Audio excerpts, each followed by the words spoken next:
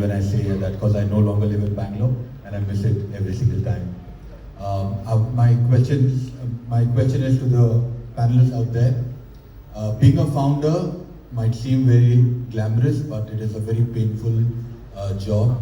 I would love to know from you guys some moments when nobody trusted you, nobody believed in you, and you even doubted yourself, but chose to look beyond that and build what you were building. In terms of the most, like the moment that you were down and out, and you said, for the lack of better words, fuck it, I'm done. Like you mean like today or?